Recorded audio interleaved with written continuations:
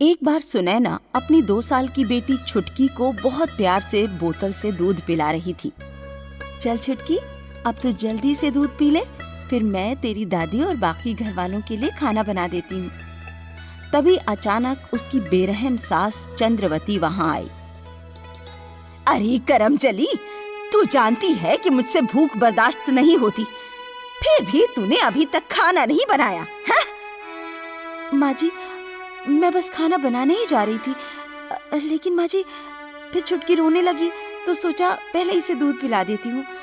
हम सब तो बड़े हैं, कुछ देर भूख बर्दाश्त कर सकते हैं, लेकिन ये तो अभी छोटी बच्ची है ना माँ जी, और छोटे बच्चों को भूख बर्दाश्त नहीं होती ना। अच्छा, मुझसे जुबान लड़ाती है, रुक मैं अभी तुझे सबक सिखाती हूँ। ऐसा कहकर चंद्रवती ने छुटकी के मुंह से बोतल छीनकर फेंकी और उसे बेरहमी से उठाकर ले गई। छुटकी जोर जोर से रोने लगी, लेकिन चंद्रवती नहीं रुकी और उसने रोती हुई छुटकी को बाथरूम में बंद कर दिया।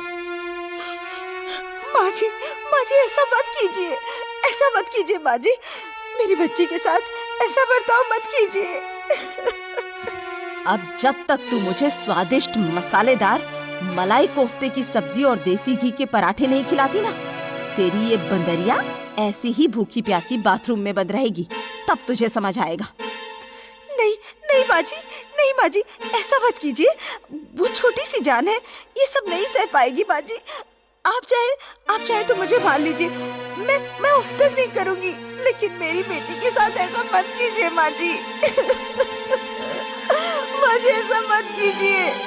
अगर उस बंदरिया की तुझे इतनी ही फिक्र है तो समय बर्बाद मत कर और जल्दी से मेरे लिए मलाई कोफ्ता और घी के पराठे बनाने शुरू कर। अब चल हट यहाँ से। ऐसा कहकर चंद्रवती वहाँ से चली गई।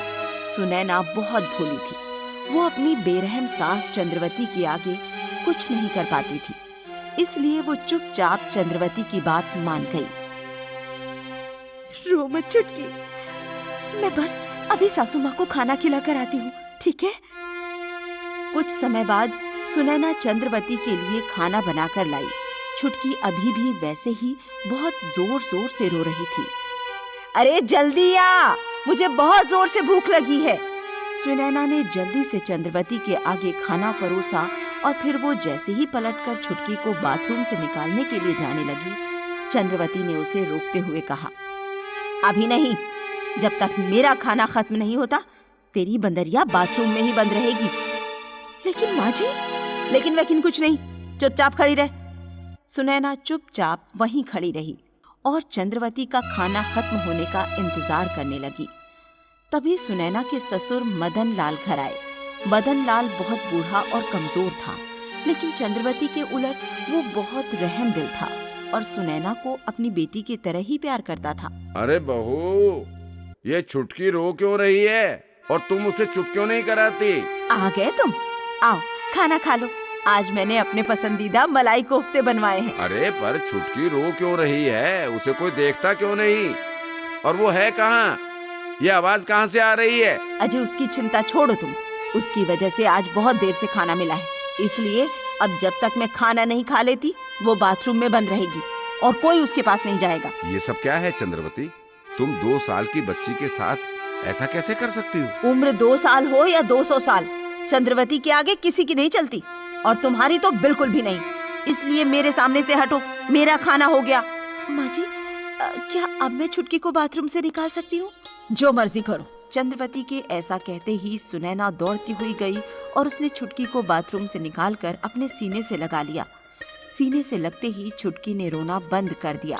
सुनैना बहू, तुम्हारी सास का तुम्हारे और छुटकी के साथ ऐसा बर्ताव देखकर मुझे बहुत बुरा लगता है, लेकिन मैं भी मजबूर हूँ। तुम तो जानती हो मेरी इस घर में बिल्कुल नहीं चलती और तुम्हारे पति को भी नौकरी के लिए तुमसे और छुटकी से दूर भोपाल रहना पड़ता है। लेकिन इससे भी ज्यादा दुख की बात यह है कि अगर वो आज यहाँ होता भी तो भी वो अपनी माँ का ही साथ देता। आप मेरी चिंता मत कीजिए ससुर जी, मैं ठीक हूँ, आप अपने स्वास्थ्य का ध्यान रखिए। अरे बहू, मेरे स्वास्थ्य की चिंता छोड़ो, मुझे तो इतनी बीमारियां हो चुकी हैं कि मैं आज नहीं तो कल इस दुनिया से चला ही जाऊंगा। मुझे तो तुम दोनों की चिंता होती है कि मेरे जाने के बाद चंद्रवती तुम्हारे साथ कैसा बर्ताव करेगी। ऐसे ही बहुत दिन बीत गए और चंद्रवती सुनैना पर जुल्म करती रही। फिर एक दिन अचानक सुनैना के ससुर मदन लाल की तबीयत बहुत बिगड़ गई। उसने चंद्रवती और सुनैना को अपने पास बुलाकर कहा, चंद्रवती, मैं जानता हूँ तुम सुनैना को पसंद नहीं करती और हमेशा उसके साथ गलत व्यवहार करती हो।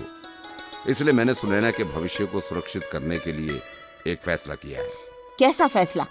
ये तुम किस फैसले की बात कर रहे हो? मैंने फैसला किया है कि सुनैना बहू के भविष्य को सुरक्षित करने के लिए मैं अपनी सारी संपत्ति और जायदाद सुनैना बहू के नाम कर दूंगा। तुम्हारा फैसला आज तक मैंने कभी माना है जो अब मानूंगी? मैं जानता हूँ तुम यही कहोगी, इसलिए मैं पहले ही सारी कानूनी कार्रवाई कर चुका हूँ और अपने वसीयतनामे में मैंने सुनैना बहू को अपना उत्तराधिकारी घोषित कर दिया है। नहीं, मैं ऐसा नहीं होने दूंगी। अब तुम कुछ नहीं कर सकती, जो होना था वो हो चुका है। ऐसा कहते ही मदन लाल ने आखिरी सांस ली और दुनिया को छोड़कर चले गए और जाते जाते सुनैना को अपनी सारी जायदाद की मालकिन बना गए। चंद्रवती को लगा कि मालकिन बनने के बाद सुनैना अब उसे घर से निकाल देगी।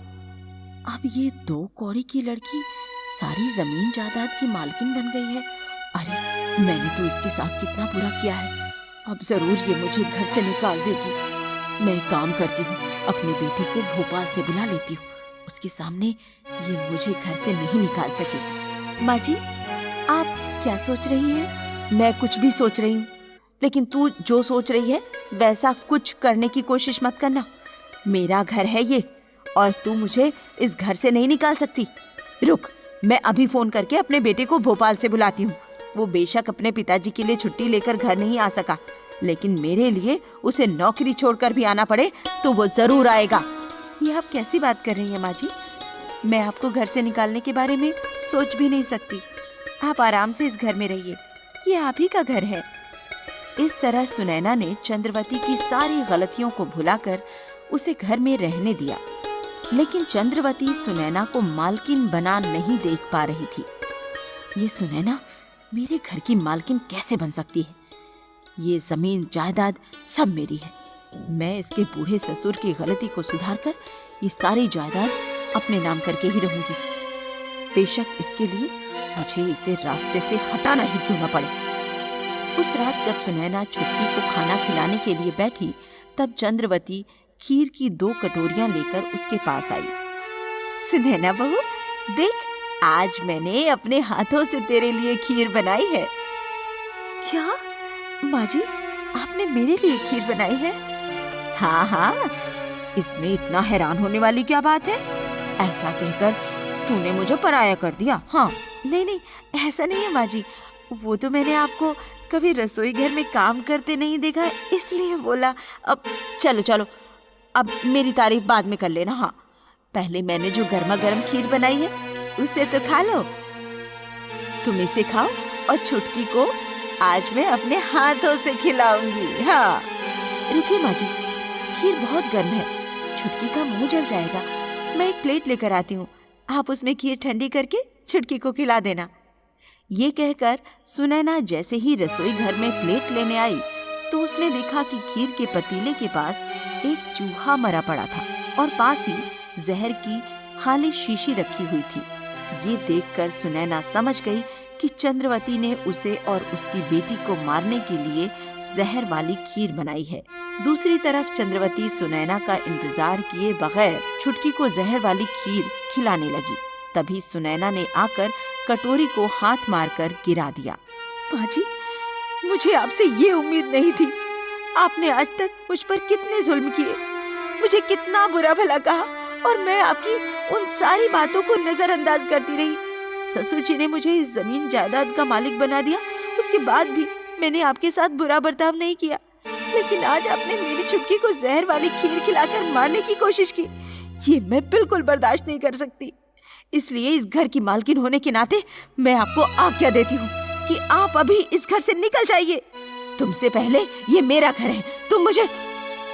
बस माँ जी, अगर आप सीधी तरह से इस घर से नहीं निकलेंगी तो मैं पुलिस को बुलाऊंगी और फिर हमें जहर देने की साजिश के जुर्म में आपको जेल जाना पड़ेगा। जेल का नाम सुनकर चंद्रवती डर गई और चुपचाप रात के अंधेरे में ही घर से चली गई। इस तरह एक रहमदिल ससुर ने एक बेरहम सास से अपनी भोली बहू को बचाने के लिए अपनी सारी जायदाद उसके नाम कर दी और फिर बेरहम सास के बुरे कर्मों की वजह से बहू ने उसे घर से बेघर कर दिया।